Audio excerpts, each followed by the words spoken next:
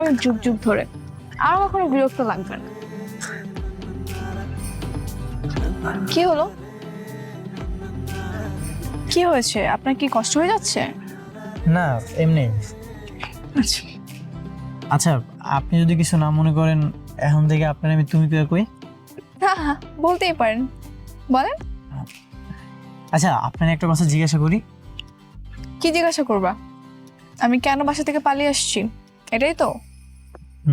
4 বছর আগে কার অ্যাক্সিডেন্টে আমার বাবা মারা গিয়েছিল।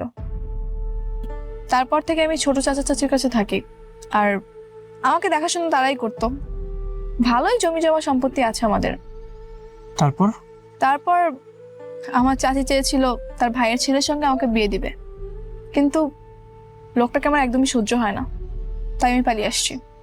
এটা তো তোমার সাথে খুবই অন্যায় হয়েছে। হ্যাঁ হ্যাঁ, যার বাবা মা নেই তার সাথে তো এরকম অন্যায় হবেই। আমার বাবার একজন বন্ধু আছে যিনি উকিল, এখন বাংলাদেশে নেই, কানাডায় গিয়েছে। সে যতদিন না পর্যন্ত আসবে আমাকে এভাবে লুকিয়ে থাকতে হবে। কি আর করার, কিন্তু চাচিও জোর করে আমাকে বিয়ে দিয়েই ছাড়বে।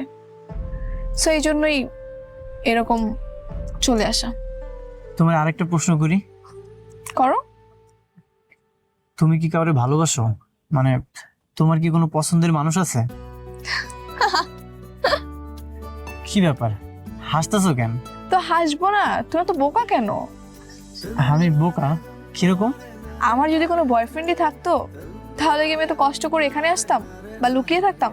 তার সঙ্গে কবে পালিয়ে যেতাম। ও, তাই তো। তার মানে তো তোমার কোনো ভালোবাসার মানুষ নেই।